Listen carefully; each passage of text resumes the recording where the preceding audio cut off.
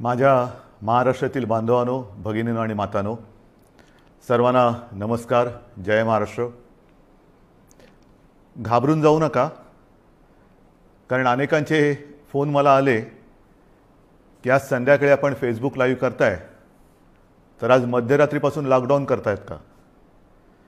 प्रथम मी काय बोलतो आहे ते जरा नीट समजून घ्या. मी आपल्याला घाबरवण्यासाठी आलेलो नाही आहे, तर आजची एकूण परिस्थिती काय आहे आणि या परिस्थितीतून आपल्याला सर्वांना मार्ग कसा काढायचा आहे, मार्ग काढण्यासाठी म्हणून मी आज आपल्याशी संवाद साधतोय. सर्वांना या गोष्टीची कल्पना आहे की आता जवळपास 1 वर्ष झालं आपण एका विचित्र विषाणूबरोबर लढतो आहोत. आणि याही गोष्टीची आठवण आपल्याला असेल की हेच ते दिवस होते. मार्च महिन्यामध्ये पहिला प्रथम कोविडने आपल्या महाराष्ट्रामध्ये शिरकाव केला आणि हा म्हणता एखाद्या मायावी राक्षसासारखा त्यांनी महाराष्ट्रच नव्हे तर देश व्यापून टाकला. मधल्या काळामध्ये आपण सर्वजण मिळून या व्हायरसला रोखण्यामध्ये नक्कीच यशस्वी झालो होतो, नक्कीच झालो होतो, त्याच्याबद्दल काही वादच नाही आहे. पण हे युद्ध आपण सगळ्यांनी मिळून एकत्र हातात हात घालून लढलो म्हणून ती परिस्थिती निर्माण झाली होती. साधारणतः कालच्या जानेवारी-फेब्रुवारीपर्यंत आपल्याला असं वाटत होतं की आता झालं, संपलं. ये कोरोना कोरोना क्या है, क्या चीज़ है कोरोना, कोविड क्या है. विशेष म्हणजे गेल्याही वर्षी अर्थसंकल्पीय अधिवेशन होतं, याही वर्षी तोच काळ आला, मार्च. अर्थसंकल्पीय अधिवेशन नुकतंच गेल्या महिन्यात पार पाडलं आणि आपल्याला सर्वांना कल्पना आहे की लॉकडाऊनच्या पार्श्वभूमीवरती आर्थिक परिस्थिती ही संपूर्ण जगाचीच दोलायमान झालेली आहे. आणि त्या परिस्थितीचा विचार करून महाराष्ट्र पुढे नेण्यासाठी एक अत्यंत चांगला अर्थसंकल्प आपल्या माननीय उपमुख्यमंत्र्यांनी, अर्थमंत्र्यांनी, अजितदादांनी मांडला. आपल्या सरकारचा तो अर्थसंकल्प महाराष्ट्र पुढे नेणारा, संकटातही महाराष्ट्र थांबला नाही, थांबणार नाही हे करून दाखवणारा तो अर्थसंकल्प आपण मांडला. आणि त्याच्यानंतर जे काय झालं म्हणजे काल परवाकडे होळी, धुलीवंदन सगळं पार पडलं, पण तिथपासूनच आपल्या राज्यात शिमग्याला सुरुवात झाली. असो, त्या शिमग्याबद्दल मी काय बोलणार नाही, त्यालासुद्धा मी जेव्हा उत्तर द्यायचं तेव्हा मी जरूर देईन. तो विषय आजचा नाही आहे. आजचा विषय आहे तो कोरोनाची परिस्थिती ही नेमकी काय, आपण काय करणार आहोत. मध्ये मध्ये मी आपल्याला सातत्याने सांगत आलेलो आहे की जर ही परिस्थिती अशीच राहिली तर आपल्याला परत एकदा लॉकडाऊन करावा लागेल की काय, अशी एक शक्यता मी बोलून दाखवली होती. ही शक्यता आजही पूर्णपणे टळलेली नाही आहे. मला आज पुन्हा एकदा आपल्याला सर्वांना आवाहन करायचे, विनंती करायची, कारण गेल्या वर्षभरामध्ये माझ्या महाराष्ट्रातील प्रत्येक बांधवांनी, भगिनींनी आणि मातांनी जे मी सांगत आलो ते अत्यंत आपुलकीने ऐकून घेतलं आणि त्याच्याप्रमाणे ते वागले. तुम्ही सगळे वागलात. यात सर्व धार्मिक नेते आले, सर्व धर्मीय आले, सर्व राजकीय पक्ष आले, त्यांचे कार्यकर्ते आले. आता काय झाले थोडंसं की मधला काळ जो आला त्या काळामध्ये आपण थोडे शिथिल झालो. आपण शस्त्र टाकली की काय अशी एक साधारणतः परिस्थिती निर्माण झाली. लग्न समारंभ थाटामाटात सुरू झाले, इतर पार्ट्या सुरू झाल्या, राजकीय मोर्चे, निदर्शनं, आंदोलनं, सगळं काही जणू काही कोरोना गेला अशा पद्धतीने आपण सुरू केलं. आणि तेव्हाही मी सांगत होतो की थोडा धीर धरा. पुन्हा एकदा मार्च एप्रिल एंडपर्यंत आपल्याला थोडासा एक संयम बाळगावा लागेल. दुर्दैवाने जी भीती केवळ मीच नव्हे तर ह्या विषयातले जे तज्ज्ञ आहेत त्यांनी जी व्यक्त केली होती ती खरी ठरली. मार्चच्या आधीपासूनच आपल्या राज्यामध्ये पुन्हा एकदा कोरोना मोठ्या राक्षसापेक्षा, म्हणजे गेला राक्षस होता त्याच्या डबल, टिबल, दुप्पट, तिपटीने अकराळ विकराळ रूप धारण करून आलेलं आहे. त्याच्यामध्येच विषाणूचा नवा अवतार, म्हणजे हे पण नवल आहे. आत्तापर्यंत आपण आपले विष्णूचे अवतार ऐकले होते, ज्याचे आपण पूजन करतो. ज्या ज्या वेळेला संकट आली त्या त्या वेळेला भगवान विष्णूंनी वेगवेगळे अवतार घेतले आणि आपल्याला वाचवलं. पण हा विषाणू जो आहे तो वेगवेगळे अवतार धारण करून आपल्याला संकटात टाकतोय आणि आपली परीक्षा बघतोय. पुन्हा एकदा तीच गरज आहे. आपल्याला सर्वांना धैर्याने, सगळं धैर्य एकवटून लढण्याची गरज आहे. लॉकडाऊन करणार का हा प्रश्न अजूनही मी उत्तर देत नाही. पण साधारणतः आत्ताची परिस्थिती काय आहे ह्याची कल्पना आपल्याला देण्याची मला पुन्हा एकदा गरज वाटते. जेव्हा ही परिस्थिती निर्माण झाली, किंबहुना कोविडची साथ सुरू झाली, आपल्याला पूर्ण माहिती आहे आपल्या राज्यामध्ये फक्त 2च ह्या विषाणूंची चाचणी जिथे होऊ शकते अशा प्रयोगशाळा होत्या. एक मुंबईमध्ये कस्तुरबा आणि दुसरी पुण्याला NIVची. आज त्या 2च्या जवळपास आपण 500 पर्यंत चाचण्या करणाऱ्या संस्था किंबहुना लॅब्स तयार केलेल्या आहेत. मुंबईमध्ये सुद्धा आपण दर दिवशी साधारणतः 50,000 चाचण्या आज करतो आहोत. गेल्या काही दिवसात म्हणजे मला जी माहिती सगळी माझ्याकडे आलेली आहे त्याच्यात महाराष्ट्रामध्ये जी आपली क्षमता होती 75,000 चाचण्या दर दिवशी करण्याची, ती आपण वाढवून जवळपास 1,82,000 पर्यंत नेलेली आहे. 1,82,000, 75,000 ते 1,82,000 इथपर्यंत आज आपण रोजच्या चाचण्या करतो. येत्या काही दिवसात ही संख्या आपल्याला 2.5 लाखावर न्यायची. 2.5 लाख चाचण्या दर दिवशी महाराष्ट्रामध्ये लवकरात लवकर आपण करणार आहोत. आणि याही चाचण्या ते रॅपिड अँटीजेननी नाही, तर त्याचं जे प्रमाण आहे, केंद्राची जी काय मार्गदर्शक तत्व आहेत ती साधारणतः 70% चाचण्या ह्या RT-PCR ह्या पद्धतीने झाल्या पाहिजेत. आता माझ्यापेक्षा सर्वांनाच माहिती झालेलं नेमकं RT-PCR म्हणजे काय, रॅट म्हणजे रॅपिड अँटीजेन टेस्ट म्हणजे काय. RT-PCR अचूकताही अधिक असते, अधिक चांगली असते. म्हणून आपलाही आणि केंद्राचाही आग्रह तोच आहे की जेवढ्या चाचण्या आपण करतो त्याच्यात किमान 70% चाचण्या ह्या RT-PCR असायलाच पाहिजेत. आणि त्याच पद्धतीने आपला महाराष्ट्र जेव्हा 75,000च्या आसपास चाचण्या करत होता त्याही वेळा तेव्हा त्याच टक्क्यात RT-PCR करत होता. आज जवळपास 1,82,000 करतोय, त्याच्यातही 70% RT-PCR आहेत. उद्या 2.5 लाख झाल्यानंतर, 3 लाख झाल्यानंतर सुद्धा आपण ह्या चाचण्या RT-PCRच अधिक ठेवणार आहोत. म्हणजेच काय की आपण कुठेही दर्जाची तडजोड करत नाही आहोत, अजिबात करत नाही आहोत आणि करणार नाही. एक तर पहिली गोष्ट अशी आहे की काहीही आपण लपवत नाही आणि लपवणार नाही. एक सुद्धा रुग्ण आपण लपवलेला नाही आणि लपवत नाही आहे. आणि म्हणून जी महाराष्ट्रातली जी परिस्थिती आहे ती सगळ्यांना जरी धक्कादायक वाटत असली तरी आपण सत्य काय आहे हे लोकांसमोर अगदी जसंच्या तसं ठेवतो आहोत. मग काही जण मला म्हणतात की इतर राज्यांमध्ये बघा, बिहारमध्ये निवडणुका झाल्या, बंगालमध्ये चालू आहेत, आणखीन इकडे झालं, आणखीन तिकडे झालं, मग तिकडे वाढ नाही, तुमच्याकडे का. मला त्याच्याबद्दल बोलायचं नाही आहे, अजिबात बोलायचं नाही आहे. मला माझा महाराष्ट्र प्यारा आहे, मला माझी जनता ही प्यारी आहे. त्यांची जबाबदारी ही आज माझ्यावरती असल्यामुळे ती जबाबदारी मी आधीच बोललेलो आहे की मला कोणी विलन ठरवला तरी देखील मी ती पार पाडेन, पाडणारच, ते माझं कर्तव्य आहे. म्हणून तुम्ही घाबरून जाण्यासारखं काही नाही आहे. पण जशी ही टेस्टची संख्या मी तुम्हाला सांगितली त्याचप्रमाणे आपल्याकडे कोविड येण्याच्या आधी जेवढे काही बेड संपूर्ण महाराष्ट्रामध्ये होते त्याची संख्या काही हजारामध्ये होती, म्हणजे 10,000 सुद्धा नसेल कदाचित. कारण आधी आपण कधी कल्पनाच केली नव्हती की असं काहीतरी आकस्मिक संकट येईल आणि आपली त्रेधा तिरपीट उडेल. गेला मार्च महिन्यात तुम्हाला आठवतंय बेड्स मिळत नव्हते, हॉस्पिटल्स मिळत नव्हते, उपचार मिळत नव्हते. मग सगळे हॉस्पिटल्स ओव्हरफ्लो व्हायला लागली होती, ॲम्ब्युलन्स मिळत नव्हते. ह्या सगळ्या गोष्टी लक्षात घेतल्यानंतर आपण बेड्सची संख्या वाढवायला लागलो. महाराष्ट्र हे देशातलं पहिलं कदाचित एकमेव राज्य असेल की ज्याने अगदी फील्ड हॉस्पिटल्स उभारली लष्कराच्या धर्तीवरती. जसं लष्कर काम करतं तसं आपल्या महाराष्ट्राच्या यंत्रणेने काम केलं, आजही करते.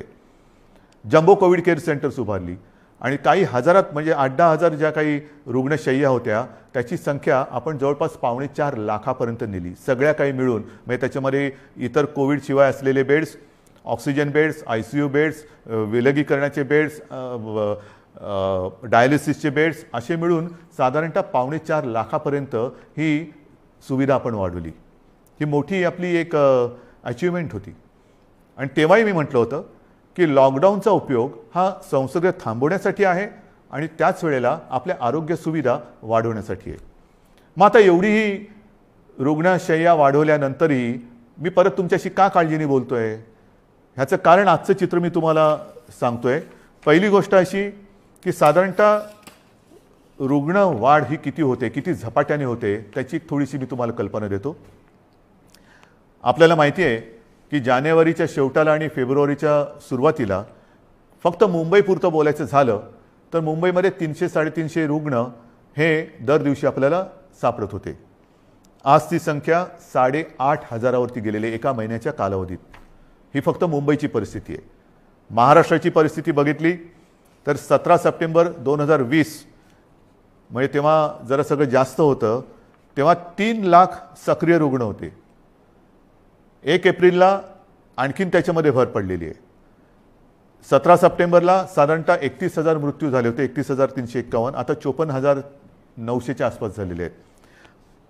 त्यावेळेला एका दिवशी आढळलेले रुग्ण हे 24,619 होते 17 सप्टेंबरला. आता 1 एप्रिलला एका दिवशी साधारणतः 43,183 रुग्ण आढळलेले आहेत. आज 2 तारीख, आज कदाचित 45,000चा आकडा आपण गाठू किंवा पार करू. कोणत्या दिशेने चाललेलो होतो आपण बघा. आणि याच वेगाने जर का ही रुग्णवाढ होत राहिली तर मी जे तुम्हाला सांगितलं त्याच्यात मी बेड्सची तुम्हाला कल्पना देतो. साधारणतः विलगीकरणच्या ज्या बेड्स आहेत त्या 2,20,000 आहेत महाराष्ट्रामध्ये. आत्ताच त्या 1,37,549 भरलेले आहेत, म्हणजे 62% हे बेड्स भरले गेलेत. ICUचे बेड्स हे 20,519 आहेत, ते जवळपास 48% आज भरलेले आहेत. ऑक्सिजनचे बेड्स आहेत ते सुद्धा 62,000च्या आसपास आहेत, ते 25%च्या आसपास आज भरलेले आहेत. व्हेंटिलेटर्स 9,347, ते पण 25% जवळपास आज वापरात आहेत. ही परिस्थिती फार चिंताजनक आहे. आणि म्हणून मी आज आपल्याशी संवाद साधायला आलो की ही परिस्थिती अशीच राहिली तर आणखीन 15-20 दिवसामध्ये आपल्याला ह्या सगळ्या सुविधा ज्या आहेत त्या अपुऱ्या पडायला लागतील. मग काही जण म्हणतील सुविधा वाढवत का नाही? वाढवतो ना. मी आदेश दिलेले आहेत की जिथे जिथे आवश्यक आहे आवश्यकतेनुसार या सुविधा वाढवा. पण सुविधा वाढवणं म्हणजे काय करणं? बेड्स वाढवणं आलं, व्हेंटिलेटर्स मिळतील, ऑक्सिजनचा साठासुद्धा आज आपल्याकडे फार मर्यादित आहे, तोही वाढवण्याचा आपला प्रयत्न सुरू आहे. औषधांचा साठा आपण घेऊ शकतो. परंतु बेड्स वाढले, व्हेंटिलेटर्स वाढले, ICUचे बेड्स वाढले तरी डॉक्टर्स कसे वाढणार, नर्सेस कशा वाढणार, आरोग्य कर्मचारी कुठून आणायचे? हा विचार फार महत्त्वाचा आहे. आणि इकडेच खरा चिंतेचा विषय आहे. गेले वर्षभर ही संपूर्ण आपली यंत्रणा, मग त्याच्यात डॉक्टर्स आहेत, नर्सेस आहेत, आरोग्य कर्मचारी आहेत, पोलीस आहेत, आशा अंगणवाडी सेविका आहेत, महसूल यंत्रणेचे काही कर्मचारी आहेत, यांच्यापैकी बऱ्याच जणांना कोविडने गाठलेलं आहे. आजारातनं ते बरे झालेले आहेत. साधारणतः या विषाणूचं एक विचित्र वैशिष्ट्य असं आहे की एकदा त्यांनी कोणाला ग्रासलं की बरं झाल्यानंतर सुद्धा काही काळ हा थकवा राहतो, धाप लागते, थकवा येतो, थोडंसं अंगातली सगळी शक्ती गेल्यासारखी वाटते. मग डॉक्टर सांगतात आता तुम्ही निगेटिव्ह झालेला आहात परंतु आराम करा. पण ही जी यंत्रणा आहे ती यंत्रणा आपल्यासारखीच माणसांची आहेत, आपल्यासारखीच रक्तामासाची हाडाची आपली माणसं आहेत, आपलेच बांधव आहेत, आपल्याच भगिनी आहेत. हे डॉक्टर्स असतील सगळेच ते आजारी पडले आणि पडल्यानंतर निगेटिव्ह आल्यानंतर दुसऱ्या तिसऱ्या दिवशी पुन्हा एकदा आपल्या सेवेसाठी कोरोनाच्या गुहेत घुसत आहेत. मग त्यांच्याशी आपण कसं वागलं पाहिजे? आजसुद्धा आपण जी काय आपली यंत्रणा राबते आपल्यासाठी, टेस्टिंग टेस्टिंग टेस्टिंग टेस्टिंग आहे, टेस्टिंग वाढवतोय.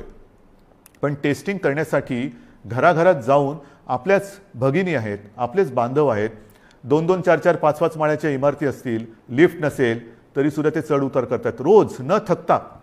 मग थकले तरी थांबत नाही आहेत. त्यांना आपण काहीतरी दिलासा देणार आहोत की नाही? एकूण हे जे काय सगळे चित्र आहे, बोलणारे सगळे बोलतात की आपण हे केलं पाहिजे, आपण ते केलं पाहिजे, लसीकरण वाढवलं पाहिजे. वाढवतोय ना आपण.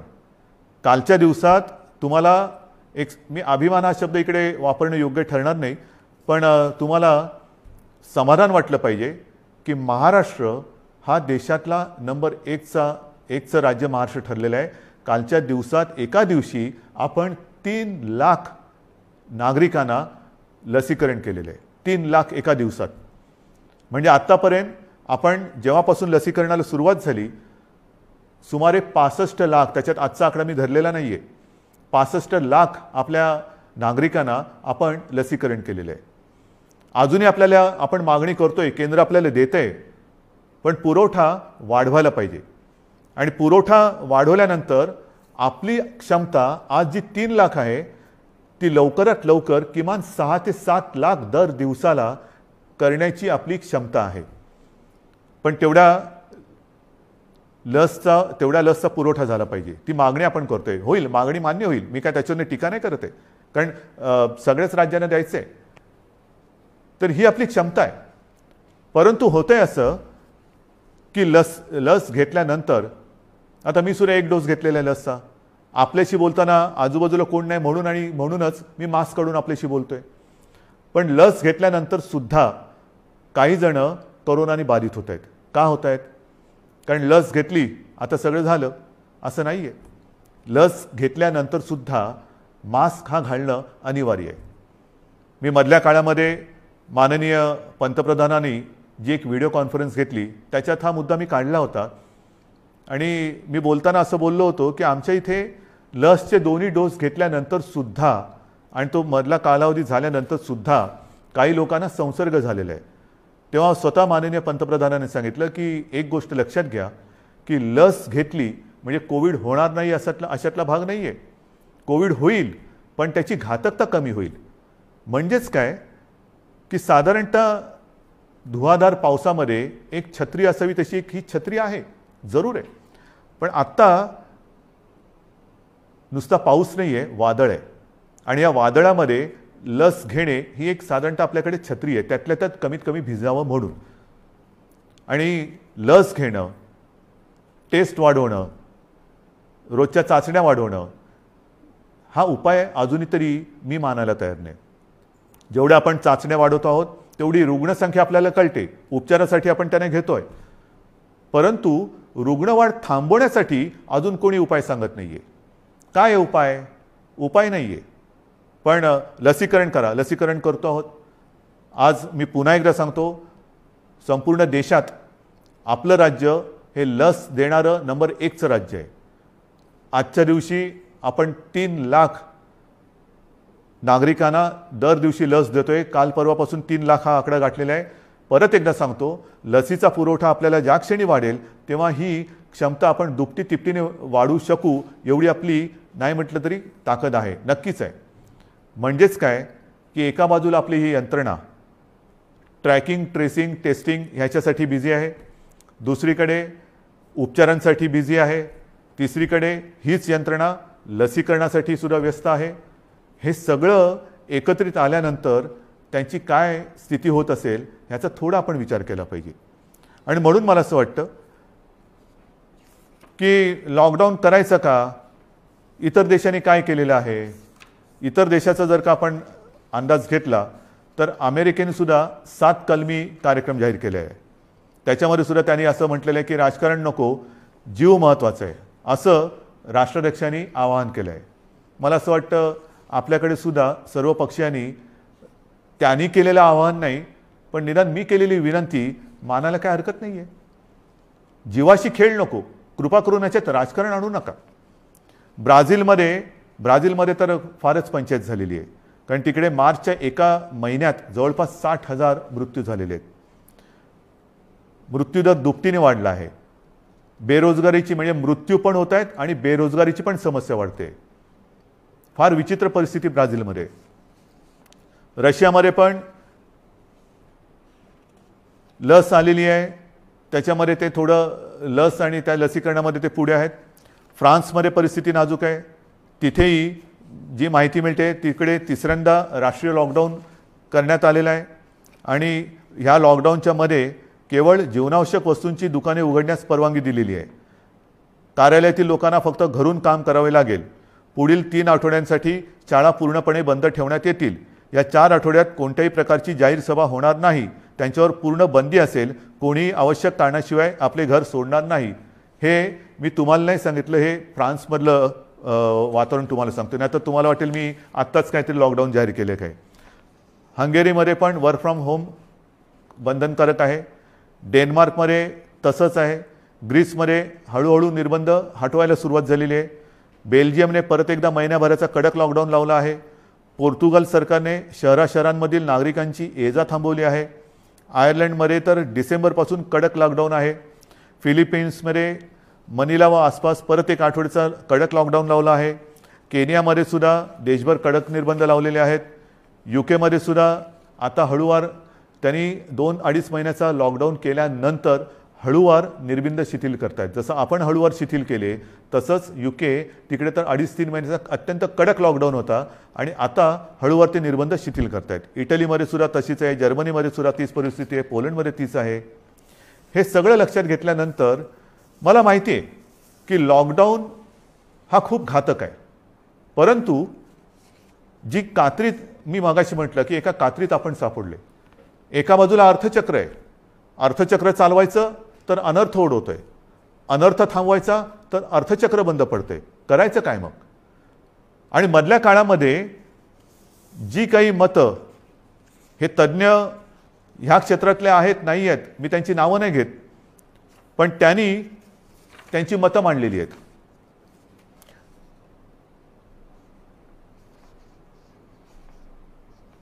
सर्वसामान्यांना त्रास होईल अशी लॉकडाऊनची भूमिका, मी पक्षाचं नाव घेत नाही कारण मला राजकारण आणायचं नाही, आम्ही खपवून घेणार नाही.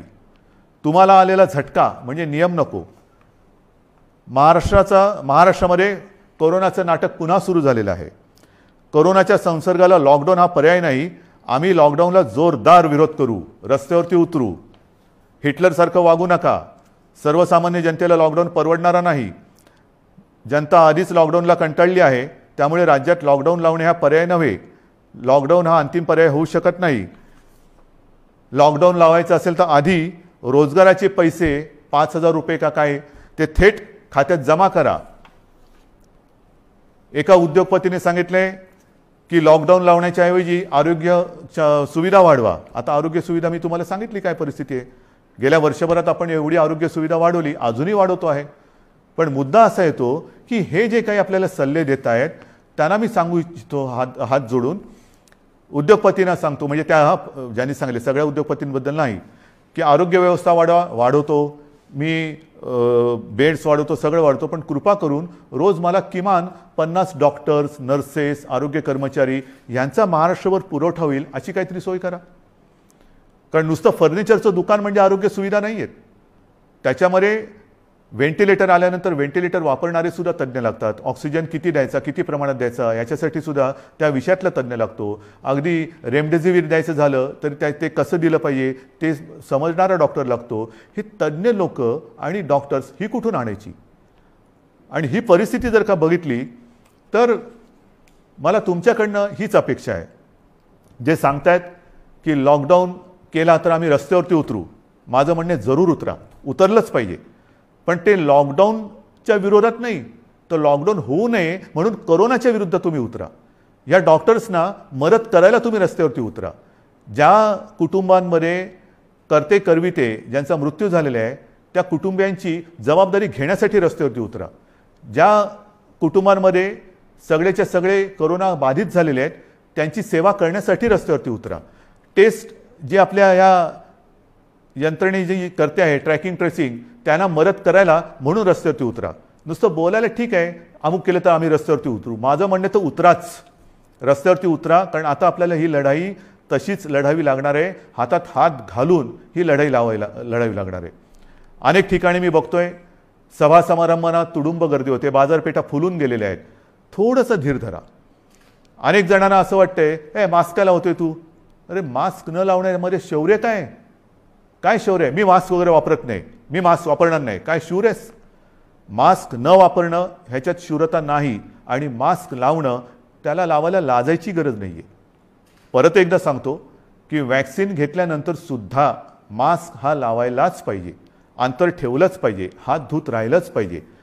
आणि म्हणून काही कडक निर्बंध येत्या काही दिवसात आपल्याला लावावे लागतील. ते उद्या परवाकडे मी जाहीर करेन. विशेषतः शहरांमध्ये मी परत एकदा सांगतो, जिथे जिथे अनावश्यक गर्दी होते ही गर्दी आपल्याला टाळावीच लागेल. जी खाजगी कार्यालय आहेत त्या कार्यालयांना सुद्धा आपण प्रत्येकाला सूचना दिलेल्या आहेत. सूचनावलीच म्हणा ना, की लग्न समारंभात किती लोक पाहिजेत, ऑफिसमध्ये किती उपस्थिती पाहिजे, बसमधनं किती लोक गेले पाहिजे. आता ट्रेनमध्ये मी मुंबईमध्ये मी सांगेन की मी सांगितलं होतं की पीक अवर नॉन पीक अवर आता सगळं तुडुंब भरून चाललेलं आहे, रेस्टॉरंट्स भरून चाललेली आहेत. आता हे जर आपण थांबवलं नाही आणि परिस्थिती अशीच हाताबाहेर गेली आणि जसा ब्राझीलमध्ये दुर्दैवाने आता अशी परिस्थिती झालेली की लॉकडाऊन नाही आहे पण शुकशुकाट झालेलं आहे. म्हणजे रस्त्यावर फिरत असतील लोक पण रोजगार गेले आणि जीवही गेले. मग काय राहिलं? जीव वाचवायचा की रोजगार वाचवायचा? रोजगार आपल्याकडे आहेत, रोजगार परत मिळतील पण गेलेला जीव परत आणता येणार नाही. आणि म्हणून मी आपल्याला नम्रपणाने विनंती करतोय की येत्या काही दिवसांमध्ये, 1-2 दिवसांमध्ये मी आणखीन काही जणांशी बोलतोय. काही त्याच्यात यातले तज्ज्ञ असतील, विविध राजकीय पक्ष आहेत, विविध मी पत्रकारांशी बोलेन. मला वेगळा काही उपाय असला तर पाहिजे. लॉकडाऊन हा उपाय नाही मान्य, पण मग ही संसर्गाची साखळी तोडायची कशी? लसीकरण वाढवा, वाढवतोच आहे, पण लसीकरण देऊनही कोविड होत नाही अशातला भाग नाही. लसीकरण घेतल्यानंतर, लस घेतल्यानंतर सुद्धा कदाचित लस घेतलेल्याला कोविडचा त्रास कमी होईल पण तो दुसऱ्याला संसर्गित करू शकतो, हेही आता सिद्ध झालेलं आहे. मग करायचं काय? दुसरा उपाय असेल जरूर सांगा, पण त्याहीपेक्षा माझा विश्वास आपल्यावरती आहे. कारण तुम्हीच या युद्धातले खरे सैनिक आहात. हे युद्ध आपल्या सगळ्यांचं आहे, हे एकट्या दुकट्याचं युद्ध नाही आहे. ज्या गोष्टी मी तुम्हाला सांगितल्या आपण नाही पाळू शकत. कारण नसताना घराबाहेर पडू नका, नाही घरात थांबू शकत. अनावश्यक ठिकाणी गर्दी करू नका, गर्दी टाळू नाही शकत. गरज नसेल तर इकडे तिकडे फिरू नका, हे फिरणं टाळू नाही शकत. सार्वजनिक ठिकाणी फिरताना घराबाहेर पडल्यानंतर मास्क लावलाच पाहिजे, मास्क घालू नाही शकत. एकमेकात थोडं अंतर ठेवा, अंतर ठेवू नाही शकत. म्हणजे लॉकडाऊन आपण टाळू शकतोय, पण टाळणं ही जिद्द, ज्या जिद्दीने तुम्ही पहिल्यापासून लढलात त्या जिद्दीने पुन्हा जर का उतरलात तर आपल्याला, मी अजूनही म्हणतो आता थोडा काळ राहिलेला आहे. कारण परिस्थिती तुम्हाला मी सांगितले, अशीच रुग्णवाढ होत राहिली तर 15-20 दिवसात हॉस्पिटल्स तुडुंब भरून जातील. काही काही जिल्ह्यामध्ये आत्ताच ही परिस्थिती आलेली आहे. ऑक्सिजनसुद्धा कमी पडू शकतोय, व्हेंटिलेटरसुद्धा कमी पडू शकतात. ही परिस्थिती आजही आपण स्वयंशिस्तीने टाळू शकतो. संसर्गाची लाट, कोरोनाला आपण रोखू शकतो. रोखण्याची जिद्द ही तुमच्यात आहे की नाही हा फार महत्त्वाचा प्रश्न आहे. सरकार लॉकडाऊन करणार की नाही यापेक्षा प्रत्येकाने ठरवलं पाहिजे की मी कोरोनाला हरवणार की नाही, मी कोरोनाला रोखणार की नाही. हे जर का तुम्ही प्रत्येकाने ठरवलं, होय मी रोखणारच. कारण आपण गेले वर्षभर माझे कुटुंब माझी जबाबदारी असेल, आता पुन्हा मी प्रत्येकाला सांगितले की मी जबाबदार, माझा मास्क माझी सुरक्षा. ह्या सगळ्या ज्या काही गोष्टी आहेत नवीन, ह्याच्यात काहीही नाही. जे पहिल्या दिवशी होतं ते आजही आहे. फक्त थोडंसं काय झालं की सुरुवातीला जी एक कोरोनाची दहशत होती ती दहशत गेली, आपण गाफील झालो आणि कोरोनाने बरोबर आपल्याला गाठलं. अजूनही कोरोनाने आपल्यावरती मात केलेली नाही, मी त्याला करू देणार नाही, अजिबात नाही. मात आपणच त्याच्यावरती करायची आहे. पण ही मात करताना जर आपण घट्ट उभे राहिलो सगळ्या जणांनी, संपूर्ण सगळ्या राजकीय पक्षाने, मी पुन्हा एकदा हात जोडून विनंती करतो आहे की कृपा करा, जनतेच्या जीवाशी खेळ होईल असं राजकारण करू नका. जे जे सरकार पावलं उचलतं आहे ते जनतेच्या हितासाठी उचलते. अर्थचक्रही फिरवायचं आहे, गरिबाची रोजीरोटी वाचवायची आहे, पण त्याचबरोबरीने सगळ्यात आधी आपल्याला त्यांची जीव वाचवायची आहे. म्हणून जीवाला पहिलं महत्त्व द्यायचं आहे आणि त्याच्यानंतर मग बाकीच्या ज्या काही गोष्टी आहेत त्या आपल्या हातातल्या आहेत त्या आपण करू शकतो. म्हणून आजसुद्धा मी पूर्ण लॉकडाऊनचा इशारा देतो आहे, लॉकडाऊन जाहीर करत नाही आहे. पण 1-2 दिवसामध्ये जर का दृश्य स्वरूपामध्ये ह्या गोष्टी आढळल्या नाहीत आणि दुसरा उपाय जर मी आता पुढच्या 1-2 दिवसांत ज्यांच्याबरोबर बैठका घेतोय त्यांच्याकडनं आला नाही तर मग मात्र आहे ती परिस्थिती अशीच्या अशी स्वीकारा, जे मला नाही जमणार. माझ्या डोळ्यादेखत हे मी बघणार नाही आणि आपणही नाही बघायचं आहे. तर ती परिस्थिती रोखायला जगामध्ये जे करतायत, पहिला लॉकडाऊन दुसरा लॉकडाऊन, कारण लाटे मागून लाटा येतात. पहिली लाट आली, दुसरी लाट आली, तिसरी लाट आली. काय होतंय, एक लाट येऊन गेली, लॉकडाऊन होतो, सगळं शिथिल होतं, शिथिल झालं की दुसरी लाट येते. म्हणून आत्तापासून आपण ठरवलं पाहिजे की ही लाट तर मी रोखेनच आणि पुढची लाट तर मी येऊच देणार नाही. मला असं वाटतं, माझा आपल्यावरती विश्वास आहे, आपलाही माझ्यावरती विश्वास आहे. मध्ये काही जण भेटले होते आणि मला म्हणाले की अहो तुम्ही टी व्हीवर आले का लोक घाबरतात. म्हटलं मला नाही वाटत असं, कारण मी तुमच्या कुटुंबातला एक आहे, तुम्ही मला कुटुंबीय मानलेले आहात आणि माझे कुटुंब, माझी जबाबदारी म्हणजे माझे कुटुंब तुम्ही आहात आणि तुमची जबाबदारी ही मी घेतल्यानंतर मला टीकेची पर्वा नाही. जे जे तुमच्या हिताचं असेल ते मी करणार आणि करेन. पुन्हा एकच सांगतो की सरकार यंत्रणेच्या बाबतीत कुठेही कमी पडलेलं नाही, पडू देणार नाही. सरकार खंबीर आहे, सरकार ठाम आहे. आरोग्य सुविधा कुठेही कणभर सुद्धा मी कमी पडू देणार नाही. मात्र ही एका हाताने टाळी वाजणार नाही. दोन हात जेव्हा एका हातात हात घालून आपण काम करू तर आणि तरच यश मिळेल. आणि मला आपल्या सहकार्याची अपेक्षा आहे, सर्व राजकीय पक्षांकडनं अपेक्षा आहे, सर्व धर्मियांकडनं अपेक्षा आहे. पुन्हा एकदा आपल्या उत्सवांवरती, सणांवरती बंधनं आणावी लागतील. जसं गेल्या वर्षी आपण सहकार्य केलं तसंच पुन्हा एकदा हे सहकार्य कराल अशी आशा नाही, असा विश्वास व्यक्त करतो. आणि ही लढाई पुन्हा एकदा लढण्यासाठी आणि जिंकण्यासाठी सिद्ध व्हा, एवढ्याच शुभेच्छा देतो. जय हिंद, जय महाराष्ट्र. नांदेड़ की सियासी, समाजी, माशी और अवामी खबरों के साथ इश्तिहारात के लिए हमसे राब्ता करें.